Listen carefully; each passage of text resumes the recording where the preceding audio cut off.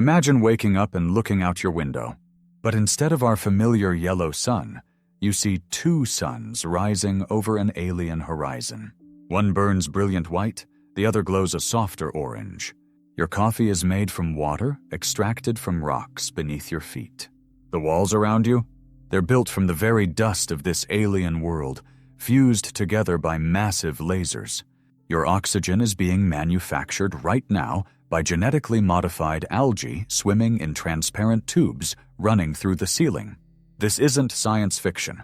This is what mornings could look like for your great-great-grandchildren living on a planet orbiting Alpha Centauri, the closest star system to Earth. And the technology to make this happen? We're developing it right now. But here's the terrifying part. We're in a race against time, and the clock is ticking faster than you think. Welcome to a journey 437 light-years from home. That might not sound like much in cosmic terms, but it's roughly 25 trillion miles, 40 trillion kilometers. At the speed of our fastest spacecraft, Voyager 1, it would take nearly 80,000 years to get there. But what if I told you we could do it in just 20 years? What if I told you that scientists have already identified potential Earth-like planets in Alpha Centauri's habitable zone? And what if I told you that the blueprint for building entire cities on these alien worlds already exists, waiting in NASA archives, European Space Agency laboratories, and the minds of engineers working right now? Today, we're going to walk through exactly how humanity could establish our first interstellar colonies, not in some vague, distant future, but using technologies that are being tested and refined as you watch this video.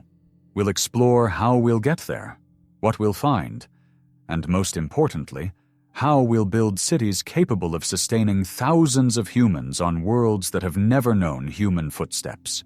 This is the most ambitious engineering project ever conceived, and it starts with understanding our destination. Alpha Centauri isn't a single star, it's actually a triple star system, and it's wildly different from our solar system. Understanding this cosmic neighborhood is crucial because the engineering challenges we'll face depend entirely on which planet we choose. First, we have Alpha Centauri A and BA binary pair of sun-like stars locked in a gravitational dance, orbiting each other every 80 years. Alpha Centauri A is slightly larger and brighter than our Sun, about 10% more massive and 50% more luminous. Alpha Centauri B is the opposite 10% less massive and 50% dimmer. These two stars orbit so closely that from a planet around one star, the other would appear as an intensely bright evening star, bright enough to read by at night. Then there's Proxima Centauri, a small, angry red dwarf located about 0.2 light-years away from the binary pair. It's the closest star to Earth at 424 light-years, and it's already confirmed to have 2 planets. But here's the problem. Proxima is a nightmare for habitability. This tiny star unleashes massive solar flares and X-ray radiation about 500 times more than Earth receives from our Sun. During its particularly violent flares, that number jumps to 50,000 times. One planet, Proxima b, sits in what astronomers call the habitable zone, the region where liquid water could theoretically exist. But NASA's Chandra X-ray Observatory observations tell a different story. The radiation bombardment from Proxima means any atmosphere on Proxima b has likely been stripped away, leaving a barren, irradiated rock. It's tidally locked, too, always showing the same face to its star one side eternally scorched, the other frozen in permanent night. But Alpha Centauri A and B? They're different. Recent observations from the James Webb Space Telescope and ground-based facilities have provided tantalizing evidence of planets around these sun-like stars. In 2025, JWST detected strong evidence of a gas giant orbiting Alpha Centauri A in its habitable zone, about twice the Earth-Sun distance. While this giant planet itself couldn't support life as we know it, its presence is actually promising. Gas giants in our solar system have moons, and moons orbiting this giant could be habitable worlds in their own right. More exciting still, computer models from researchers at ETH Zurich suggest that rocky, Earth-like planets could exist in stable orbits around both Alpha Centauri A and B. These hypothetical worlds, dubbed Alpha Cen Earth by scientists, would have formed from the same primordial material as their parent stars. The models predict planets with Earth-like compositions, an iron core, a mantle rich in silicate minerals, possibly even carbon compounds like graphite, and diamond deep underground. Here's what makes this revolutionary. The stars A and B have been observed continuously since 2005, and unlike violent Proxima, they emit less harmful radiation than our Sun.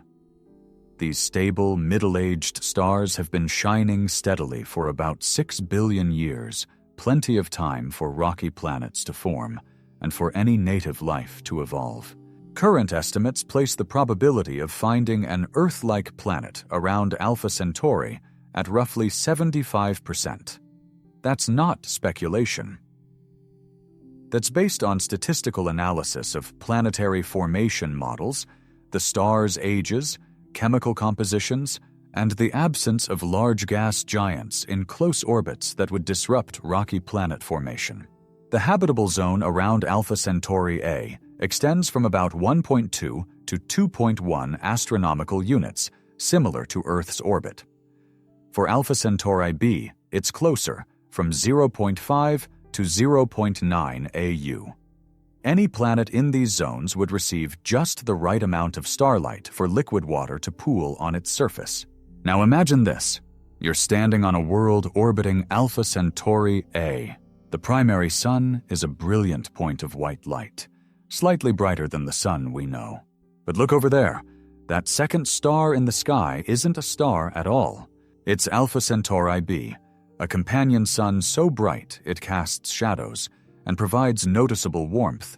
At its closest approach in their 80-year orbital dance, it would appear 5-10 times brighter than our full moon. This is where we're going. But the next question is perhaps even more daunting. How do we actually get there? Conventional rockets won't work. Let me give you some perspective on why. The fastest human-made object ever launched is Voyager 1, currently traveling at about 38,000 miles per hour, roughly 0.006% the speed of light.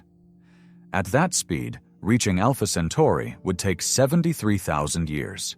Even if we used our most advanced proposed propulsion systems, nuclear pulse propulsion or fusion drives, we might cut that down to a few thousand years. Generations would live and die aboard the ship. The people who arrived wouldn't even speak the same language as those who launched.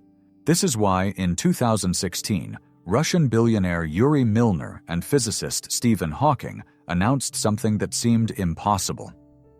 Breakthrough Starshot, a $100 million research initiative to send probes to Alpha Centauri that would arrive in just over 20 years. The concept sounds like pure science fiction. Use an Earth-based laser array with a combined power output of 50–100 gigawatts, roughly equivalent to the output of several large nuclear power plants, to push ultra-lightweight spacecraft to 20% the speed of light. Here's how it works. The spacecraft isn't a ship at all in the traditional sense. It's called a star chip, a wafer-thin probe about the size of a postage stamp, weighing just a few grams. Attached to this chip is a light sail, an ultra-thin sheet just a few hundred nanometers thick. So thin, it's transparent, made from advanced materials like graphene. When I say thin, I mean thin. In 2025, researchers from Brown University and TU Delft developed a light sail only 200 nanometers thick that's about 1,000 times thinner than a human hair covered in billions of microscopic holes that reduce weight while increasing reflectivity. This breakthrough makes the concept feasible. Once in space, a ground-based laser array, a square kilometer of high-powered lasers working in perfect synchronization, would focus on this tiny sail. For about 10 minutes, these lasers would pump photons into the sail, transferring momentum with each particle of light that bounces off. Despite the incredible power involved, The thrust is minuscule, only a few newtons. But because the Starship weighs just grams, it doesn't need much force. Within those 10 minutes of acceleration, the Starship would reach speeds of about 60,000 kilometers per second, 20% the speed of light. At that velocity, it could travel from Earth to the Moon in just 6 seconds. The journey time? Just over 20 years. Add another 4 years for the radio signal carrying data and images to crawl back to Earth at light speed. And we're looking at first results in about 24-25 years from launch. But here's the reality check. Breakthrough Starshot isn't building these systems yet. Recent reports indicate the initiative has scaled back significantly. The technological challenges remain immense. How do you focus a 100-gigawatt laser array through Earth's turbulent atmosphere? How do you protect a gram-scale probe from collisions with interstellar dust at 20% light speed? How do you pack cameras, computers, communications equipment, and a power source into something the size of a microchip? These aren't unsolvable problems, but they require technologies we don't quite have yet. Researchers at Caltech and other institutions continue working on the materials science, particularly ultra-thin membranes that can withstand the extreme forces and radiation of interstellar space. But here's what Breakthrough Starshot proves. For the first time in history, interstellar travel isn't just theoretically possible, it's becoming engineerable. And if we can send 1-gram probes, we can eventually send larger payloads. For colonization, we'll need something different. We'll need to send not tiny chips, but the tools, materials, and possibly embryonic life necessary to build a new world. Some proposals suggest sending seed ships, larger craft, perhaps weighing a few tons, carrying 3D printers, genetic banks, and autonomous robots, traveling at 1/5% light speed. Journey time, 100-400 years. These ships would arrive, deploy robots, and begin construction long before any humans leave Earth. By the time human colonists make the journey, possibly in hibernation, or as embryos raised by AI systems, there would already be infrastructure waiting. It sounds insane. It sounds impossible. But remember, 120 years ago, the Wright brothers flew 120 feet. Today, we have spacecraft billions of miles from Earth. The engineering leap to Alpha Centauri is enormous, but it's not infinite. And once we get there, the real engineering challenge begins. Picture the scene. After decades or centuries of travel, our robotic advance missions arrive in the Alpha Centauri system. They begin the most important survey in human history. The first task is planetary reconnaissance. The probes map every world in the system, analyzing atmospheric composition, surface conditions, radiation levels, magnetic fields, temperature ranges, and available resources. This data determines everything: where we can land, what we can build, and whether the planet can ever truly become home. The ideal planet would have several crucial characteristics. First, liquid water, either on the surface, locked in polar ice caps, or trapped in the regolith beneath the surface. Recent research on lunar water detection offers hope here.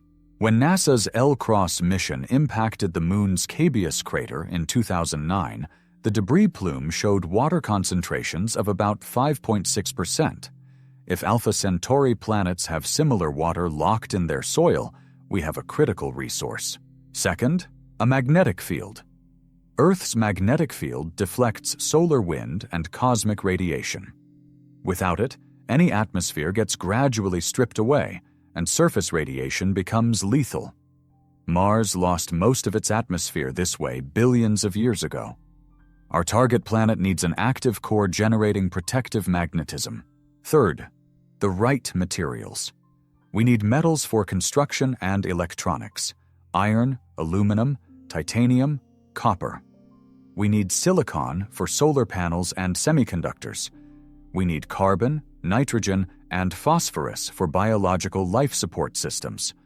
Ideally, we'd find rare Earth elements for advanced electronics. The reconnaissance phase might take years.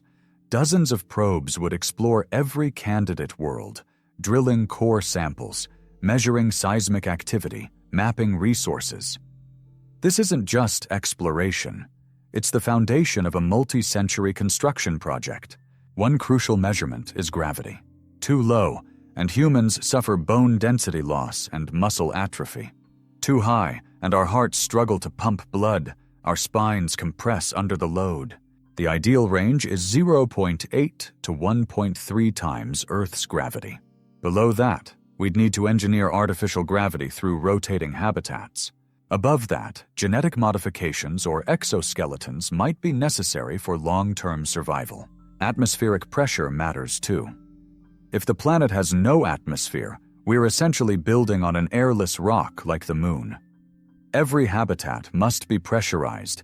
Every surface activity requires suits. If there's too much atmosphere, like Venus's crushing 90 atmospheres landing, becomes incredibly difficult, and construction must withstand enormous pressures. The ideal scenario? A planet roughly Earth-sized, with 0.9 to 1.1 Earth gravity, a thin but breathable or convertible atmosphere, liquid water in the soil, and abundant mineral resources. Computer models suggest such worlds could exist around Alpha Centauri A or B. But even if we find the perfect planet, we're not moving in immediately. First, we build. Here's the fundamental challenge of interstellar colonization. You cannot bring everything you need from Earth. The energy cost is simply too high. Let me put this in perspective. Launching 1 kilogram of payload to low Earth orbit costs roughly $1,500 to $3,000 with current rockets. Accelerating that kilogram to Alpha Centauri at even 1% light speed requires energy equivalent to several years of a major city's power consumption. We cannot ship millions of tons of steel, concrete, water, and air across 4.37 light-years. Instead, we must practice what NASA calls in situ resource utilization, or ISRU. We must build everything from what we find there. Let's start with the absolute basics: oxygen and water. Water is life. Humans need about 2 to 3 liters per day for drinking, but total water requirements, including hygiene, food preparation, and agriculture, average about 50-100 liters per person per day. For a colony of 1,000 people, that's 50,000 or 100,000 liters daily. Fortunately, if our target planet is anything like Mars or the Moon, water is there locked in minerals, trapped as ice in permanently shadowed craters, or chemically bound in hydrated minerals. The technique to extract it is called hydrogen reduction. Here's how it works. Planetary regolith. The dirt and rocks covering the surface contains oxygen bound in minerals like ilmenite, anorthite, and other metal oxides. When heated in the presence of hydrogen, these minerals release oxygen and water. The water can be electrolyzed to produce oxygen for breathing and hydrogen for industrial processes. It's a closed loop. The hydrogen gets recycled continuously. The energy comes from solar panels or nuclear reactors. On a planet in Alpha Centauri's habitable zone, solar energy should be abundant, possibly even more so than on Earth given the brightness of the stars. NASA has already tested oxygen production from carbon dioxide with MOXIE, the Mars Oxygen In Situ Resource Utilization Experiment aboard the Perseverance rover. MOXIE has successfully produced oxygen from Mars's CO2-rich atmosphere since 2021. The same principles apply on any world with carbon dioxide in its air or soil. Now let's talk about construction materials. This is where things get fascinating. Concrete as we know it won't work. Traditional Portland cement requires specific clay minerals, high-temperature kilns, and water in precise ratios. We need alternatives. Enter regolith-based construction. Recent research has identified several promising techniques. Sintering. Take regolith and heat it to extremely high temperatures, around 1400 to 2500 Kelvin using concentrated solar energy or microwaves. The particles fuse together without melting completely, creating a solid, rock-like material. This technique has been successfully tested with lunar regolith simulants. The advantage? You can 3D print structures layer by layer by sintering regolith in specific patterns. Sulfur concrete, this is wild. Sulfur is abundant on many planetary surfaces, deposited by volcanic activity. When melted and mixed with regolith aggregate, it forms a concrete-like material that sets quickly and is incredibly strong. When it cools, sulfur acts as both binder and filler. It requires no water, cures rapidly, and can withstand extreme temperature swings. Studies show sulfur concrete made from Mars simulants achieves compressive strengths comparable to traditional concrete. Geopolymer concrete. This ancient Roman technique is having a space-age renaissance. Mix certain types of regolith, particularly those rich in aluminum, and silicon with alkaline solutions, and you trigger a chemical reaction that produces a cement-like binder. The resulting material is strong, durable, and requires much lower processing temperatures than traditional cement. What's more, geopolymer concrete becomes stronger over time and is highly resistant to acid and heat. Basalt fiber. Melt regolith and draw it into thin fibers, like making glass wool or carbon fiber. These fibers can be woven into textiles for insulation, reinforcement for concrete structures, or even used directly in 3D printing. Basalt fiber has been successfully made from lunar regolith simulants. It's incredibly strong, non-flammable, and resistant to radiation. Polymer-bound. Regolith. Mix regolith with epoxy resins or other polymers brought from Earth or synthesized locally. The polymers coat the dust particles, binding them together when they cure. Studies with artificial Mars soil mixed with epoxy resin and tetrathoxysilane show strength, resistance, and flexibility comparable to construction materials on Earth. But here's the cutting-edge approach that might revolutionize space construction. Biocementation. This sounds like science fiction, but it's real and being tested right now. Biocementation uses bacteria or enzymes to trigger chemical reactions that bind loose regolith together. The two main approaches are MICP, or microbially induced carbonate precipitation. Certain bacteria, like Sporosarsina pasteurii, consume urea and produce urease enzymes. In the presence of calcium ions abundant in many planetary minerals, these enzymes trigger the precipitation of calcium carbonate, limestone. This carbonate literally glues regolith particles together, creating solid bricks or even large structures. EICP, or enzyme-induced carbonate precipitation. Similar process, but using extracted enzymes rather than living bacteria, making it more controllable and faster. The advantages are enormous. Biocementation requires minimal energy, works at normal temperatures, produces no toxic byproducts, and can even be self-healing. If cracks form, bacteria in the material can be reactivated with nutrients to fill them. Researchers have successfully created space bricks with compressive strengths sufficient for multi-story buildings. Imagine autonomous rovers gathering regolith, mixing it with bacteria cultures grown on-site, and 3D printing structures that harden as the microbes work their chemical magic. Within weeks, you'd have solid buildings, roads, and foundations, all made from dirt and microbes. For metal extraction, we'd use electrolysis and smelting. Aluminum is abundant in planetary regolith as aluminum oxide, through a process called molten salt electrolysis. Passing electrical current through aluminum oxide dissolved in molten salts. We can separate pure aluminum metal. It requires significant energy, but is straightforward chemistry. Iron, titanium, and other structural metals can be extracted through similar processes. The construction paradigm becomes clear. Send robots and compact manufacturing equipment. The robots mine regolith, sort minerals, extract resources, and fabricate construction materials and parts. By the time humans arrive, There's already infrastructure habitats, greenhouses, water processing plants, oxygen generators, landing pads, power stations. This isn't speculation. NASA, ESO, and private companies are testing these technologies right now on Earth, preparing for Moon and Mars missions that will serve as proving grounds for Alpha Centauri.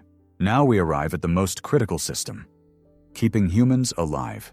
In space, you can't just open a window. Every breath, every drop of water, every morsel of food must be carefully managed in what engineers call a closed ecological life support system, or CELSS. Let's start with breathing. An average human consumes about 550 liters of oxygen per day and produces about 500 liters of carbon dioxide. For a colony of 1,000 people, that's 550,000 liters of oxygen needed daily, about 200,000 cubic meters per year. The International Space Station shows us one approach. The ISS uses multiple redundant systems. The Oxygen Generating Assembly, or OGA, uses electrolysis to split water into hydrogen and oxygen. The oxygen is vented into the cabin. The hydrogen is typically vented to space, but more advanced systems recycle it. The Sabatier reactor combines that waste hydrogen with carbon dioxide from the cabin atmosphere. Through a catalytic reaction at high temperature, this produces methane and water. The water is recovered and sent back to electrolysis. The methane is vented. This system, deployed on the ISS in 2010, closes part of the oxygen loop, reducing the amount of water that must be launched from Earth by about 400 liters per year. The Advanced Closed Loop System, or ACLS, developed by ESA and installed in 2018, takes this further. It uses amine compounds to scrub CO2 from the air, then processes it in a Sabatier reactor with 50% efficiency, producing oxygen for 3 astronauts. Combined with the OGA, it creates a highly efficient recycling system. But there's a problem. These systems still lose resources. The ISS recycles about 90% of water and perhaps 50% of oxygen. That's acceptable with regular resupply missions from Earth. But Alpha Centauri is 4.37 light-years away. There are no resupply missions. Everything must be recycled at near 100% efficiency or manufactured from local resources. This is where biological life support becomes essential. Enter plants. Photosynthesis is nature's oxygen generator. Plants take in CO2, water, and light, and produce oxygen and carbohydrates. A human consumes roughly the same amount of oxygen that 8 to 10 square meters of productive crops generate. But it's not that simple. Plants don't produce oxygen at a constant rate. They photosynthesize during light periods and respire, consuming oxygen during darkness. Biosphere 2, the famous closed environment experiment in Arizona during the 1990s, experienced wild swings in oxygen levels following day-night cycles. Oxygen levels would drop dangerously at night, requiring careful management. The solution? A hybrid system combining physicochemical and biological approaches. The physicochemical systems provide baseline life support with immediate, controllable responses to changing conditions. Think of these as the backup systems that prevent disaster. The biological systems handle long-term oxygen production and food generation, but they need to be massive enough to buffer fluctuations. For a colony of 1,000 people, you'd need roughly 10,000 square meters of productive growing area, about 2 to 2.5 acres. That's a large greenhouse, but it's manageable. What would we grow? Not lawns or decorative flowers. Every plant serves a purpose. Algae and cyanobacteria. These microscopic organisms are oxygen-producing powerhouses. The ESA's MELISSA project Micro-Ecological Life Support System alternative uses spirulina algae as the foundation of a closed-loop system. Algae can be grown in bioreactors' transparent tubes or tanks filled with nutrient solution and bubbling with CO2. Under constant artificial lighting, They produce oxygen 24/7 without day-night fluctuations. Melissa envisions a complete loop. Human waste, feces, urine, and wastewater goes to a bacterial bioreactor where microbes break down complex organic compounds. The nutrients flow to algae bioreactors, which consume the nutrients and CO2 while producing oxygen and biomass. The algae biomass can be harvested. Some species are edible and highly nutritious, packed with protein, vitamins, and omega-3 fatty acids. The rest is fed to higher plants.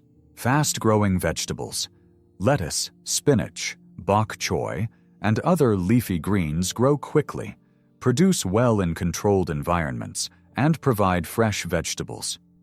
They're also psychologically important. Fresh food dramatically improves morale. Staple crops. Wheat, rice, potatoes, and sweet potatoes provide caloric density. One study suggests that with optimal growing conditions, about 50 to 60 square meters of growing area per person could provide complete nutritional needs. That's feasible. Protein sources. Here's where it gets interesting. Livestock is inefficient. Animals require far more resources than they provide. Instead, future colonies might rely on insect farming, crickets, and mealworms, which convert plant matter to protein with remarkable efficiency.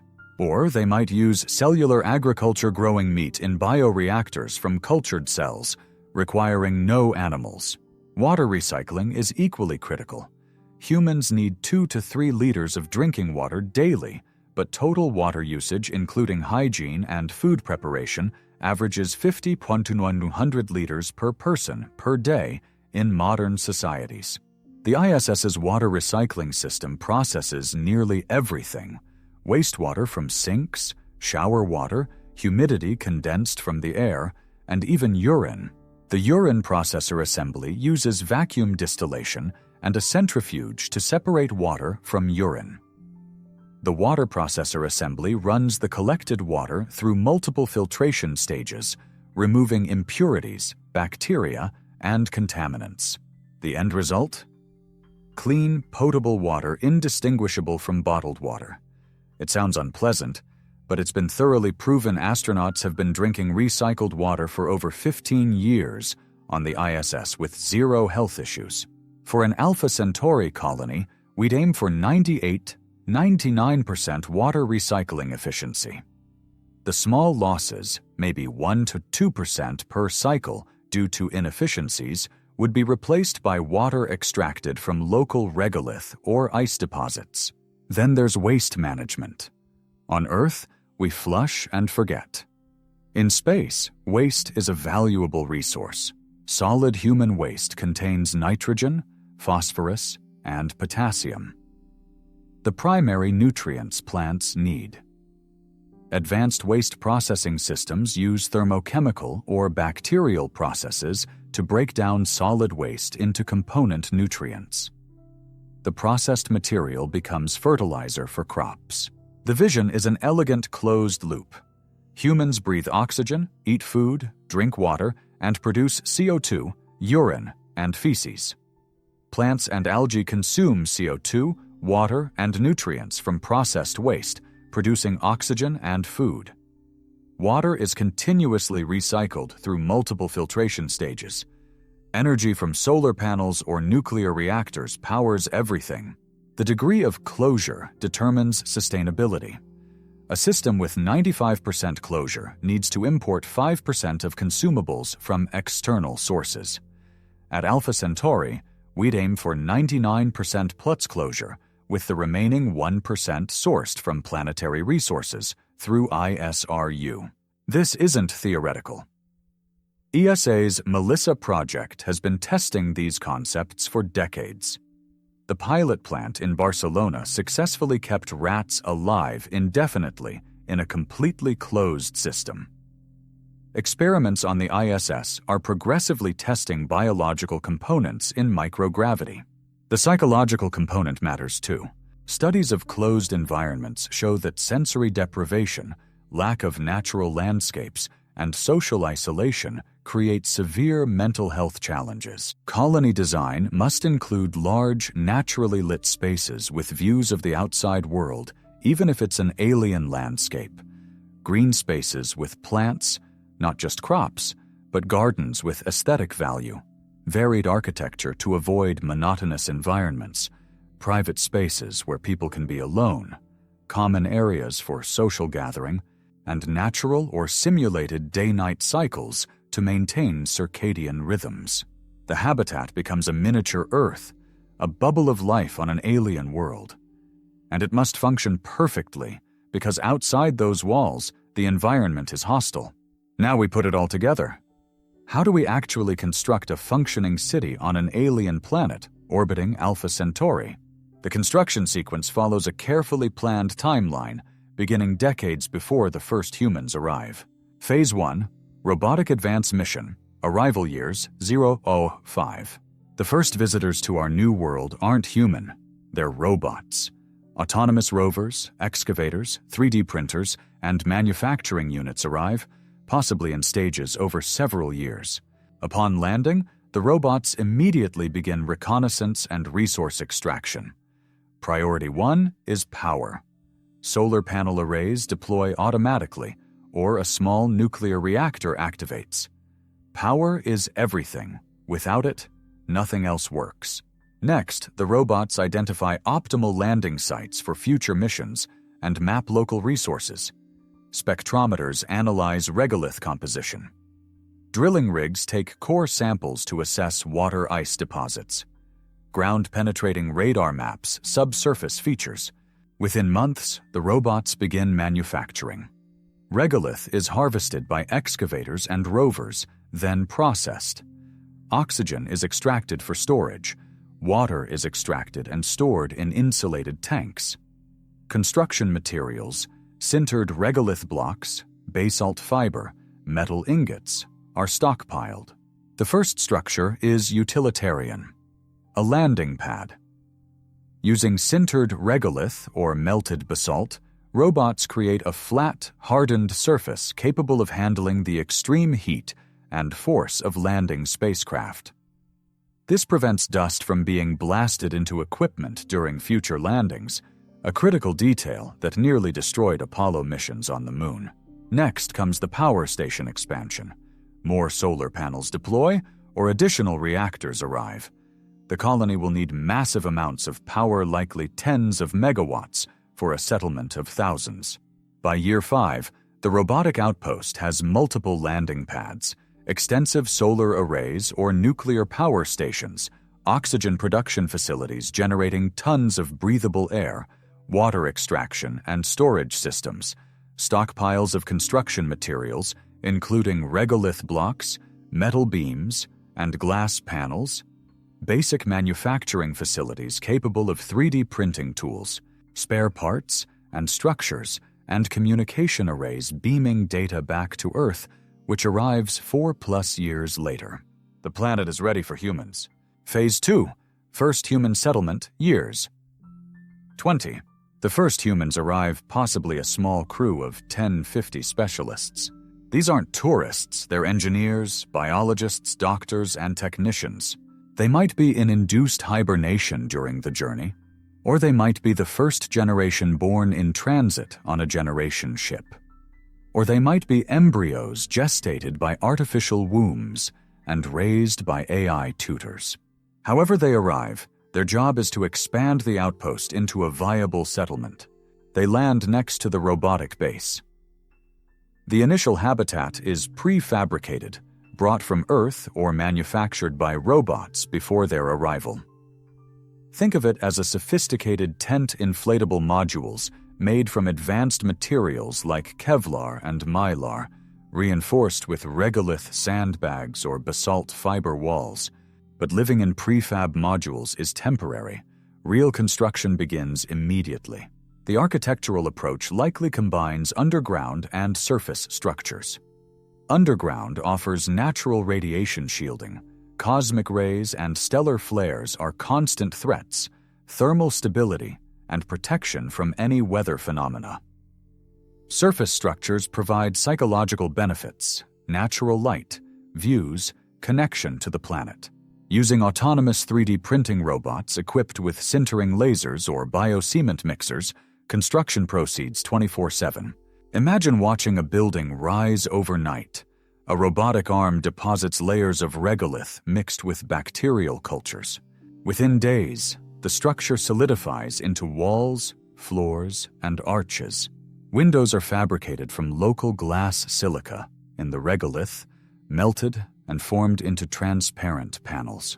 The first permanent structures include Central Habitat Hub, a large pressurized building housing living quarters, medical facilities, laboratories, and social spaces.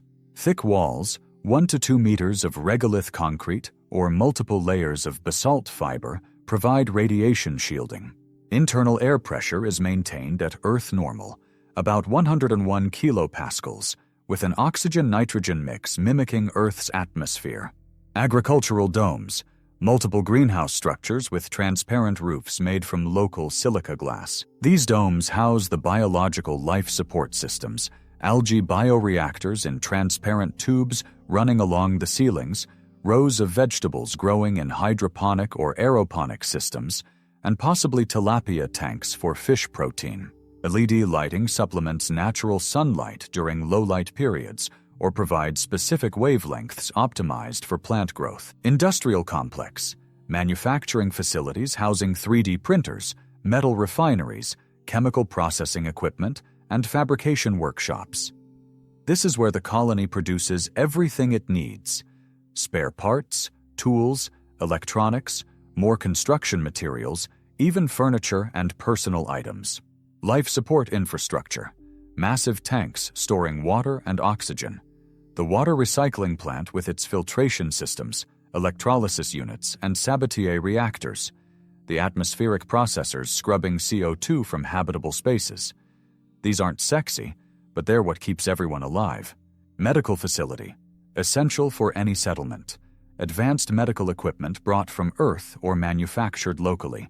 Surgical facilities, diagnostic equipment, a pharmacy synthesizing medications from local chemical precursors, possibly even genetic modification equipment for adapting Earth organisms to the local environment.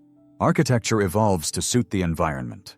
If the planet has a breathable atmosphere, even if it's not quite Earth normal structures, might include airlocks leading to semi-open courtyards where people can experience outdoors with minimal protective equipment. If the atmosphere is toxic or non-existent, everything stays sealed, and outdoor experiences happen in large pressurized biodomes with simulated natural environments. By year 15, the settlement houses 200 to 500 people. Self-sufficiency reaches perhaps 85%. The colony produces its own food, water, oxygen, and most manufactured goods. The remaining 15% consists of advanced electronics, specialized medical supplies, and items requiring complex manufacturing that isn't yet established locally. Communication with Earth is complicated. Messages take 4+ years each way. Ask a question today, get an answer in 8+ years. The colonists are effectively on their own for decision-making. They've become the first independent human society in history, separated from Earth not by oceans, but by an impassable void of spacetime.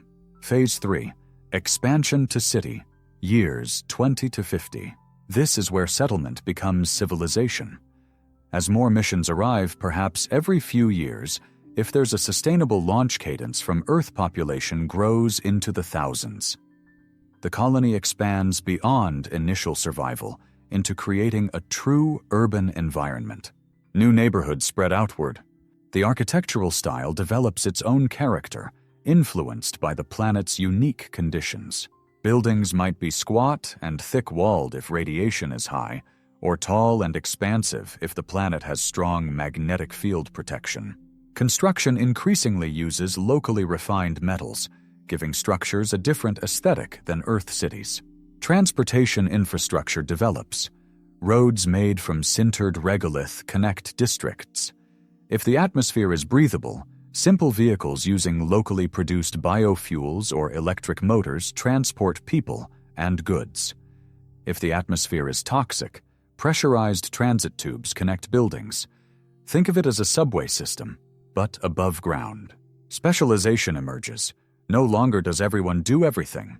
You have agricultural districts, vast greenhouse complexes producing food for thousands. Some might be buried underground with artificial lighting for radiation protection and temperature stability. Others use natural sunlight, taking advantage of the planet's position in the habitable zone. Industrial zones. Mining operations extract valuable minerals from the surrounding terrain. Refineries process raw materials. Factories produce everything from computer chips to furniture. These facilities are likely automated, with a small human workforce overseeing robot armies. Research campuses. Scientists study the planet's geology, search for native life if any exists, conduct experiments impossible on Earth. This isn't just academic understanding. The local environment is critical for long-term survival and expansion. Residential neighborhoods. Living spaces become more comfortable, more personalized. Early colonists lived in cramped, utilitarian quarters. Their children. The first generation born on this alien world demand better. Apartments become houses.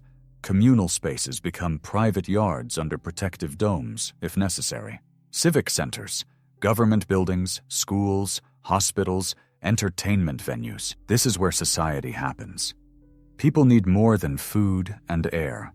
They need culture, community, governance. The city develops its own economy.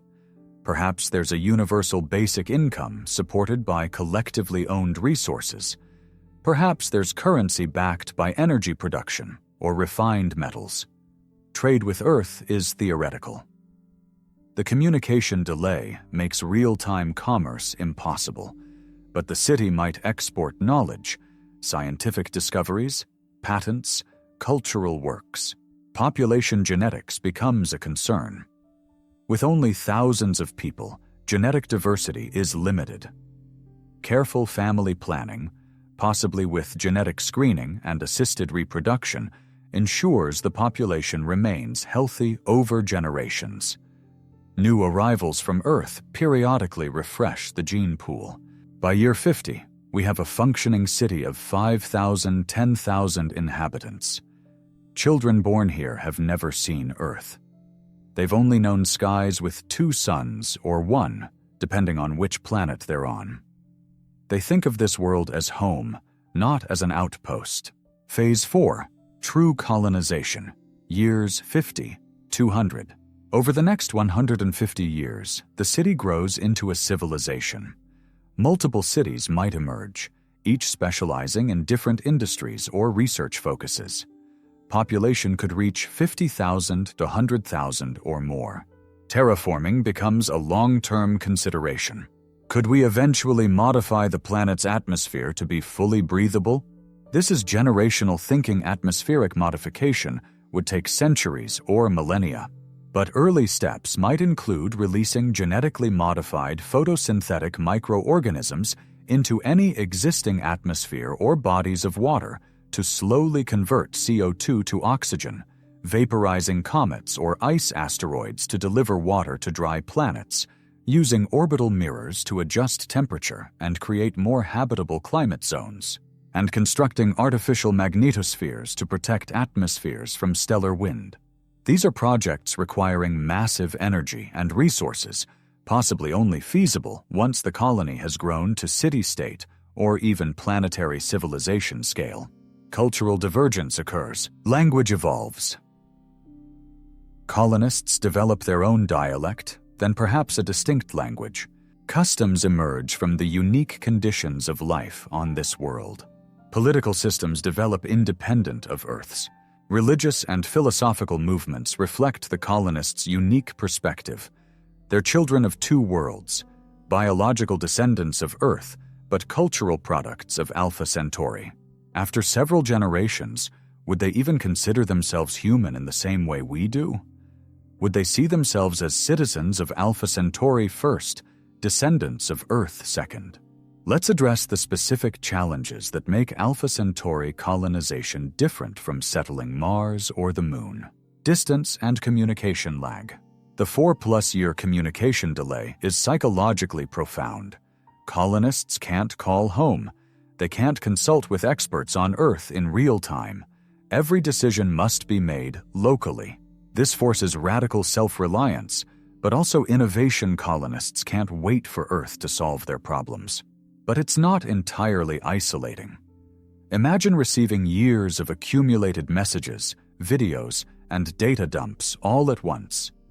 Families could send comprehensive updates, your niece's entire childhood condensed into a days-long video marathon. Cultural exports from Earth movies, music, books, scientific papers arrive in batches, like annual supply ships of information. The reverse is true for Earth. The Alpha Centauri colony becomes a time capsule. News from the colony is always years old. When Earth sees images of the first permanent structures, those buildings are already old, possibly renovated or replaced. This creates a strange temporal disconnect, two human civilizations existing simultaneously but experiencing each other's past. Stellar radiation. Alpha Centauri A and B are relatively stable stars, but they're still stars. Flares happen. Cosmic rays bombard the planet constantly. Any surface activity requires radiation shielding. Solutions include thick construction, with buildings having 1 to 2 meters of regolith walls, or water jacket walls, since water is excellent radiation shielding, underground expansion with major facilities built beneath the surface and accessed by elevators or ramps. Magnetic shielding using artificial magnetic fields generated around habitats with superconducting coils that deflect charged particles. Radiation-resistant crops created through genetic engineering that can tolerate higher radiation doses, allowing agriculture in less shielded greenhouses. And medical countermeasures including pharmaceuticals and gene therapies that repair radiation damage or enhance cellular repair mechanisms. Gravity differences. If the planet's gravity differs significantly from Earth's, long-term health effects emerge. Low gravity causes bone density loss and muscle atrophy. High gravity strains the cardiovascular system. For low gravity, say 0.60. 8. Earth gravity. Solutions include mandatory exercise with resistance training using springs or elastic bands to maintain muscle mass, weighted clothing where colonists wear vests or ankle weights during daily activities, pharmaceutical interventions with drugs that promote bone density and muscle retention, and rotating habitats with building sections that spin to create artificial gravity through centripetal force. For high gravity at 1.21.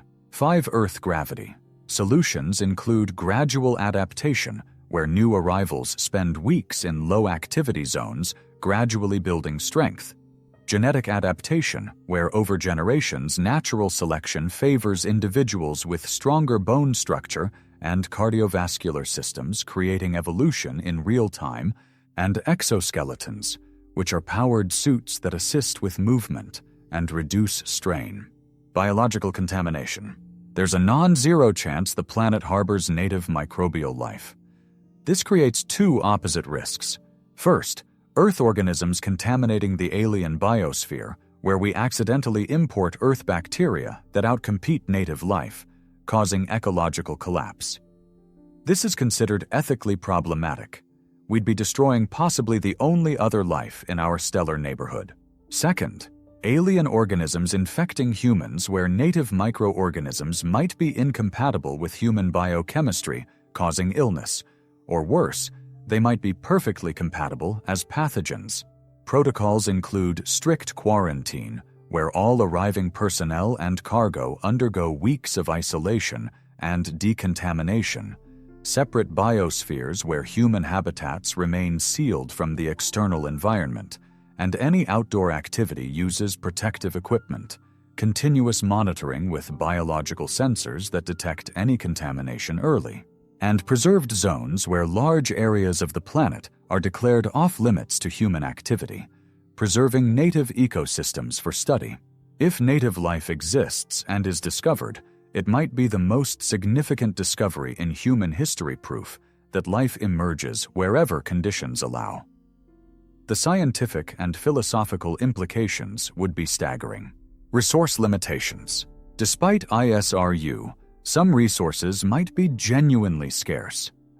If the planet lacks certain elements, say, phosphorus or rare earth elements, colonists must find alternatives. This drives innovation. Materials science advances rapidly as engineers develop substitutes for unavailable materials. Chemical processes adapt to work with what's available. In some ways, limitation breeds creativity. Colonists might invent technologies Earth never needed.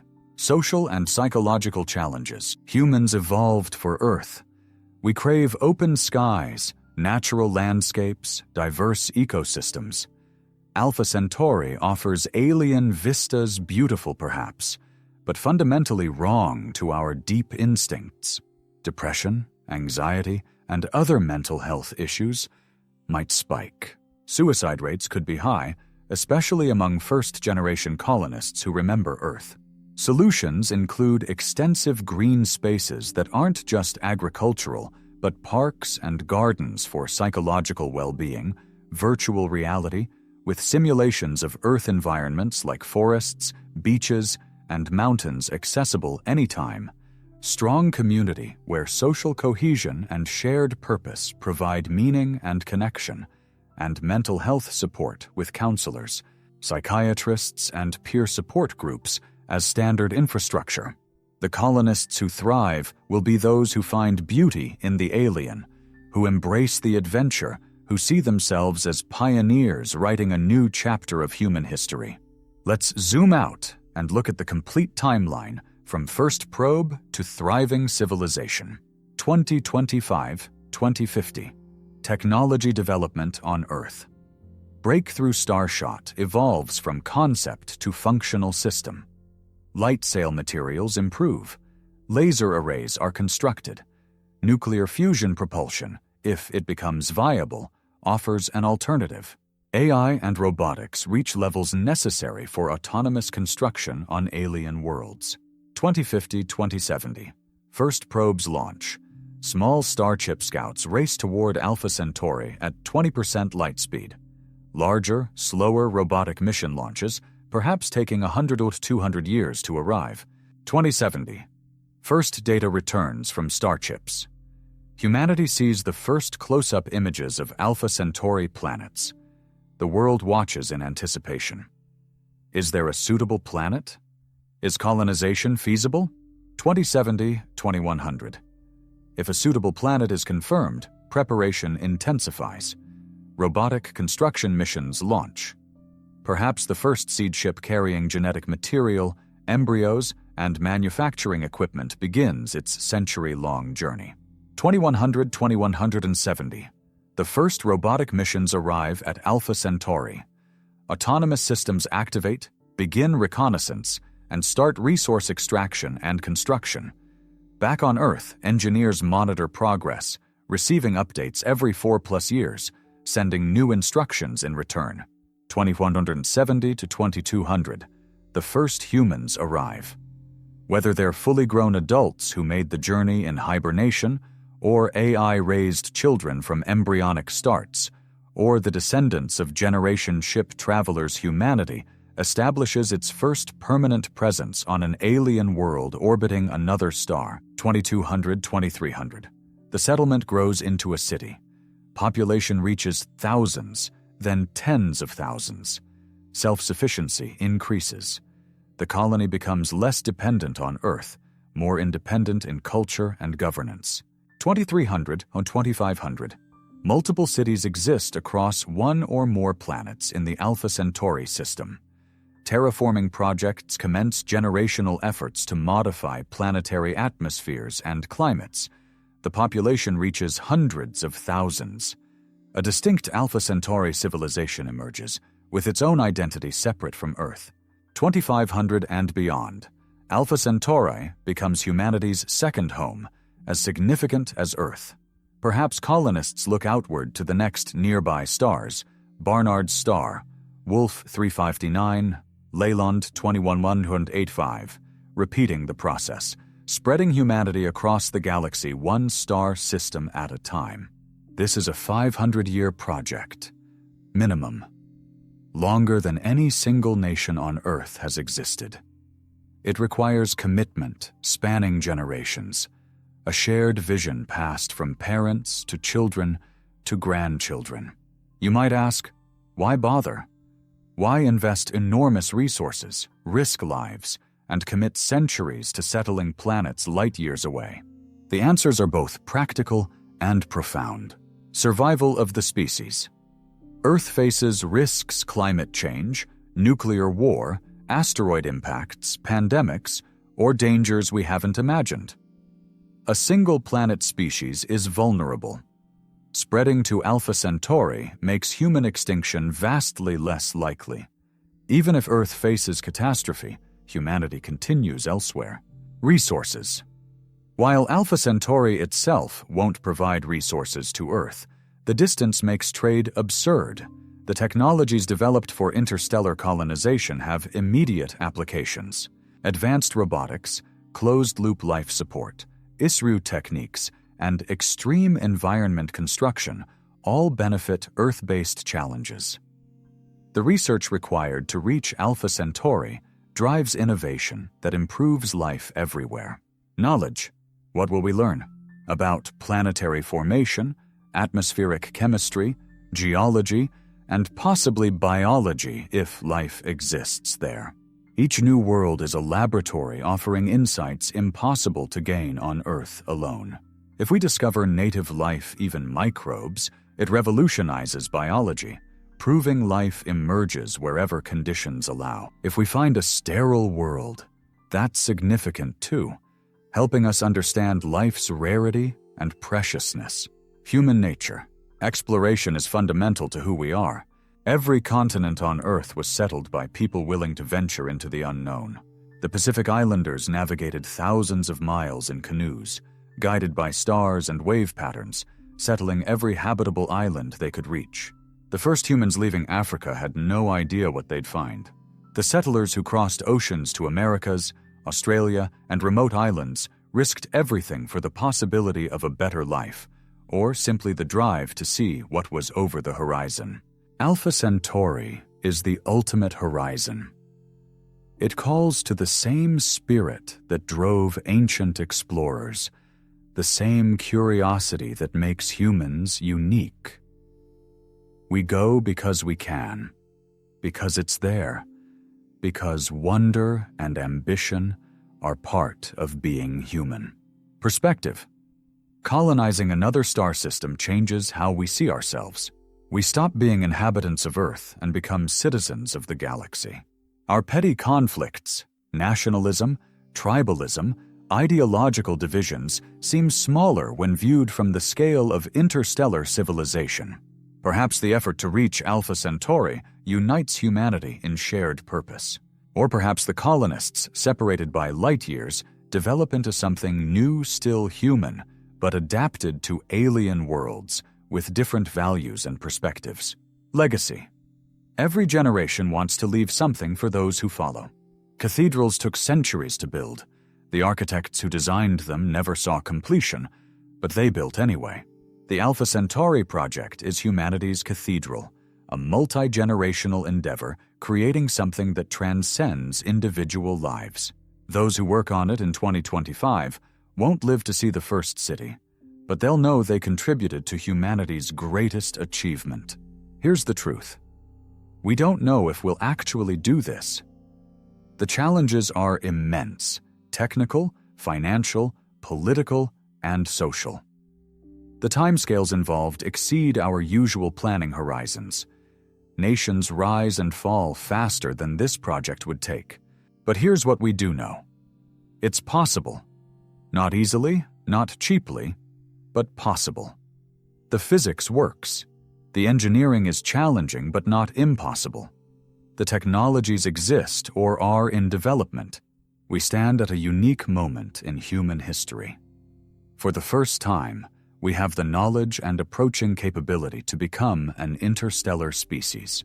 Whether we seize this opportunity depends on choices we make now, what we fund, what we research, what we commit to as a civilization. The first human to walk on a planet orbiting Alpha Centauri might not be born for another century or two, but that person's journey begins with decisions made today, in laboratories developing light sails, in test facilities perfecting closed-loop life support, in classrooms inspiring the next generation of scientists and engineers. Imagine that moment. A human, possibly your descendant carrying your genes, steps off a landing craft onto alien soil. They look up and see two suns in an alien sky. They breathe recycled air in a habitat built by robots from local materials. They're 25 trillion miles from Earth, farther from home than any human in history, and yet they are home. Because they've done what humans do, they've adapted, built, survived, and thrived in a place that should be impossible to inhabit. This is how humanity could construct cities on Alpha Centauri's planets. Not with magic, not with fantasy technology, but with engineering, determination, and the same spirit of exploration that took our ancestors out of Africa and across every ocean on Earth. The question isn't whether it's possible. The question is whether we'll choose to do it. And that answer will define what kind of species we become, one that stays forever on a single world, or one that reaches for the stars. The journey to Alpha Centauri begins now. Will you be part of it?